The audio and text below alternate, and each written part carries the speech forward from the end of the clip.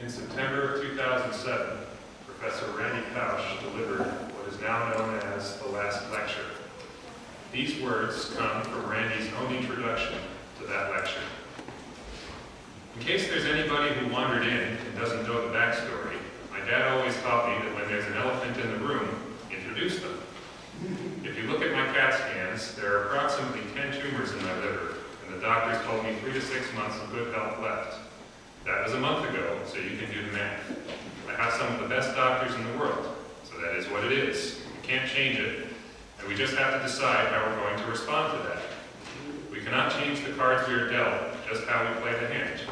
If I don't seem as depressed or morose as I should be, sorry to disappoint you. Good morning, everybody. Raise your hand if you've ever been in an office where people do work. What sorts of things do you find in an office? Can you tell me? Computers. You find computers in offices. Seats, yeah, chairs. Phones, yeah, phones. How about one more? Bouncy balls? You know, it's interesting that you should say bouncy balls. Most offices have things like desks. Sorry, I can't take everybody's. I'm sorry. We don't have it. Yes. What? Desks? Yes, that's right. Okay.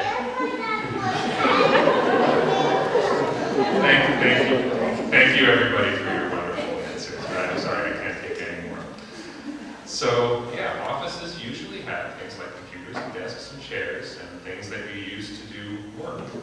But I want you to imagine a different kind of office. Lots of rooms, yes. A different kind of office. It has desks and chairs and computers, but it's also filled with games and toys. And there are beanbag chairs. And the ceiling is really high, and there are giant stuffed animals hanging from it. And instead of regular ceiling lights, the whole room is lit with spotlights and Christmas lights. Now, I used to work for a man named Randy Pausch, and his office looked like that.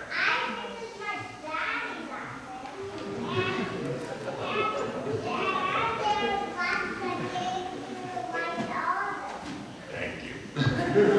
Now, why do you think someone would fill an office with games and toys and stuffed animals and light it with crazy lights? Somebody want to tell me?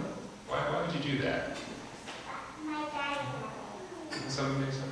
Yeah, you want to tell me? Yeah, you. Maybe because it's not a special office. It's a special office. Yeah, it was kind of a special office. Somebody else want to tell me?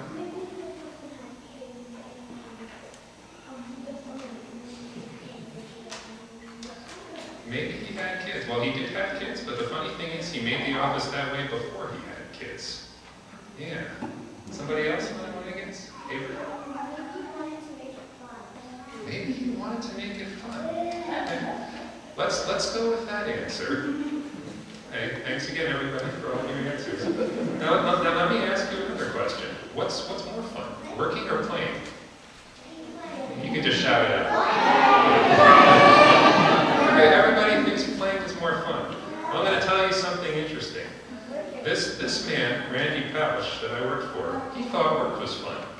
He thought that people should be excited about coming to work in his office and that they should have fun while they were working. That's why he filled the office full of toys, games, and stuffed animals. And you know what? I did a lot of work while I was working for Randy, and I had a lot of fun doing that work. Thank you for your time, and now we will light the children's chalice.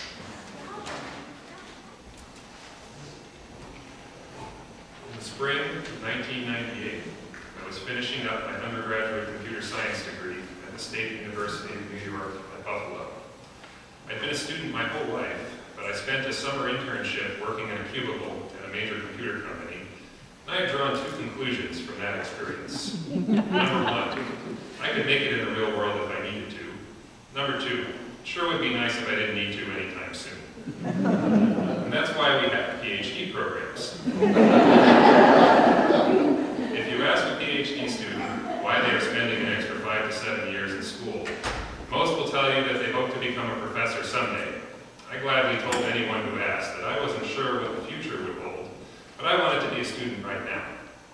Getting a PhD is not quite the same as going to college. There are classes, exams, and homework, but those are just the warm-up acts. The headliner is this thing called research. I would have to come up with something that nobody has ever done before and prove that it's a good idea. This sounds daunting, but I didn't have to do it alone. I would have an advisor, a professor who would give me ideas to get me started and guide me through difficult decisions. A student's relationship with an advisor is critical. If the personalities and the research interests don't mesh, years are wasted and the student's aspirations are crushed. This is why, after PhD programs send out their acceptance letters, they invite the students to an open house where they can meet the professors before they decide which offer to accept. I visited 3 schools and met individually with 13 professors. I walked through endless drab corridors into countless nondescript offices to talk about obscure ideas in user interface design and computer graphics. The basement corridor in Wien Hall at Carnegie Mellon University in Pittsburgh might have been the most drab. Concrete floor, unpainted cinder block walls, fluorescent lights overhead. And then I stepped through the doorway to Randy Pausch's lab and found myself in Wonderland. The room was mostly dark, with a mellow glow from an assortment of theatrical lights and Christmas lights hanging from the ceiling. There were stuffed animals and toys everywhere. Randy explained that his research group is working to make it easy for computer novices to create interactive 3D virtual reality worlds. Would I like to try a virtual reality world created by a computer novice using Randy's software? I donned a head-mounted display, a sort of visor that blocks out all light and places a small computer screen in front of each eye. A magnetic tracker on the visor captured my head movements. The screens and the tracker worked together to convey the illusion that I was in another place, and to look around, all I had to do was turn my head. I was aboard the Millennium Falcon. I looked around and saw R2-D2 and C-3PO. Back in the real world, the handle of a toy lightsaber was pressed into my hand. In the virtual world, as I held up the handle and turned it, a glowing blue blade sliced through the air. A floating spherical droid appeared and fired a blaster at me. I had to block its shots with my lightsaber. I was a Jedi Knight in training. I didn't know which of those 13 professors was doing the most rigorous research, but I sure knew who was having the most fun. I went to Carnegie Mellon University, and Randy Pausch became my advisor. He told me from the start to let him know if I wasn't having fun, and we'd find a way to fix that. That was 12 years ago. After working with Randy for 7 years, I completed my PhD in 2005 and left Pittsburgh for Seattle. In September of 2006, Randy was diagnosed with pancreatic cancer. Such a diagnosis is usually a death sentence. In Randy's case, they caught it early.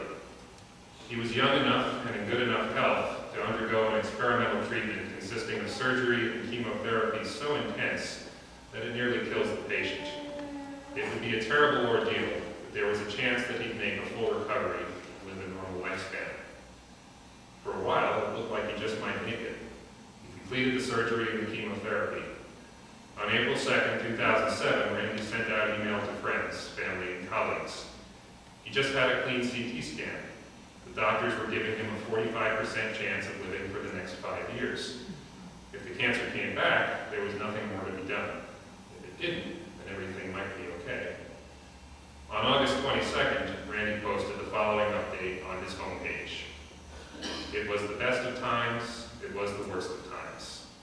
The best of times, in that about 3 weeks ago, my health really came back. I've been lifting weights 3 times a week, and I ride my bicycle an hour each morning at about the same pace I did before the cancer struck. I once again bounce while walking down the hallway, and as you can see, I can lift and play with all 3 kids with vigor. He posted some pictures. It is also the worst of times. A recent CT scan showed that there are 10 tumors in my liver, and my spleen is also peppered with small tumors. The doctors say that it is one of the most aggressive recurrences they have ever seen. The doctors are quick to point out they're very bad at predicting how much time, but the consensus seems to be that I have 3 to 6 months of relatively good health. After that, hard to say how rapid a decline, and it's not a particularly pretty way to go. As we've known from the beginning, there is no effective treatment at this point. I'll go on palliative chemo to try to buy time. That works for 15% to 20% of the cases, but only buys another few months. We have confirmed the CT scan diagnosis via blood markers and a needle biopsy. The diagnosis is undeniable. On September 18, 2007, an army of Randy's friends, family, and colleagues assembled at the McConomy Auditorium on the Carnegie Mellon campus in Pittsburgh to hear Randy's last lecture. The idea behind the lecture series was that professors would be invited to speak, not just on a narrow area of academic expertise, but to give whatever advice they thought they would share with the world if this were truly their last chance to speak. Randy wasn't even sure if he was going to die when he was invited to speak.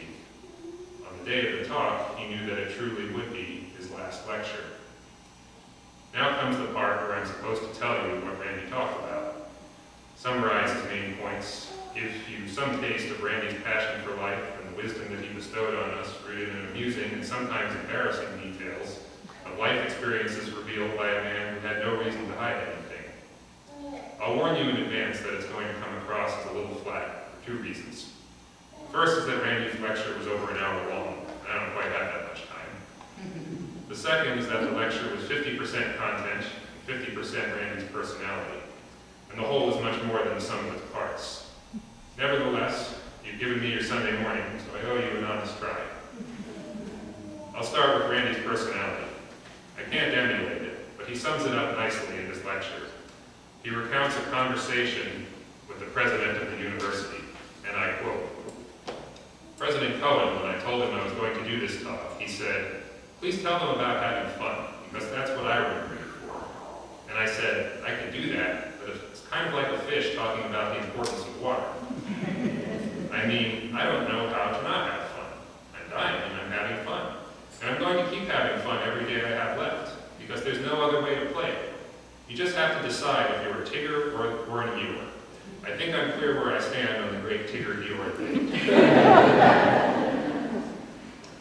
Spending time with Randy, I often did feel like a stunned Pooh Bear watching Tigger bounce into my house. He was always energetic and excited about something.